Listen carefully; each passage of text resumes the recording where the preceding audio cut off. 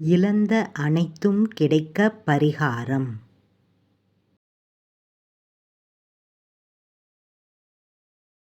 முருகப்பெருமானுக்கு உகந்த மாதங்களில் ஒன்றாக திகழ்வதுதான் பங்குனி மாதம். பங்குனி மாதத்தில் முருகப்பெருமானுக்கு உகந்த பங்குனி உத்திரம் என்பது வரும். மேலும் இந்த பங்குனி மாதத்தை நாம் மங்களகரமான மாதம் என்றும் கூறுகிறோம்.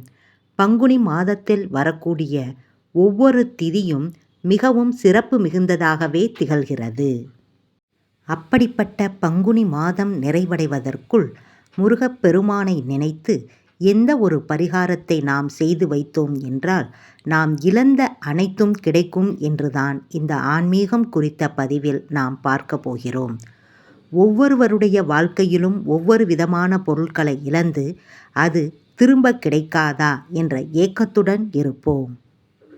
அப்படி இருக்கக்கூடிய பொருட்கள் திரும்ப கிடைக்கவும், கடன் இல்லாத நிம்மதியான வாழ்க்கையை வாழவும் முருகப்பெருமானை நினைத்து பங்குனி மாதத்தில் இந்த ஒரு பரிகாரத்தை நாம் செய்தால் போதும். எதை இழந்தோம் என்று வருத்தப்பட்டு கொண்டிருந்தோமோ அது திரும்ப கிடைக்கும். கிடைப்பதற்குரிய வாய்ப்புகள் உண்டாவதோடு குடும்பத்தில் சுப நிகழ்வுகளும் நல்ல முன்னேற்றமும் உண்டாகும். இந்த பரிகாரத்தை பங்குனி மாதத்தில் வரக்கூடிய எந்த நாள் வேண்டுமானாலும் செய்யலாம்.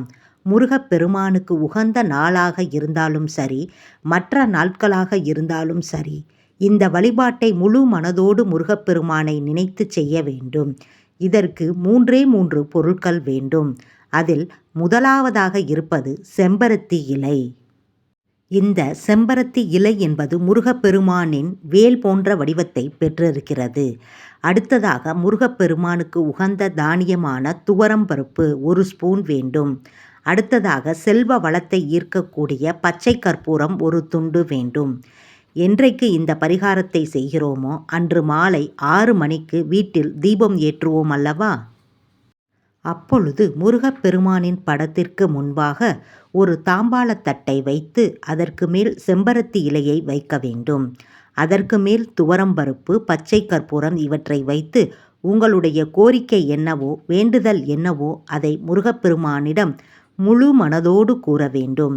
மாலை நேரத்தில் எவ்வளவு நேரம் தீபம் எரியுமோ அவ்வளவு நேரம் இது அப்படியே இருக்கட்டும். தீபத்தை குளிர வைக்கும் பொழுது ஒரு வெள்ளை நிற பேப்பரை எடுத்துக்கொள்ளுங்கள். அந்த பேப்பரில் 4 மூலைகளிலும் மஞ்சள் குங்குமத்தை தடவி முருகப்பெருமானை மனதார நினைத்து கொண்டு இந்த இலை, துவரம்பருப்பு, பச்சை கற்பூரத்தை அதற்கு நடுவே வைத்து பேப்பரை மடித்து முருகப்பெருமானின் பாதத்தில் வைத்து விடுங்கள்.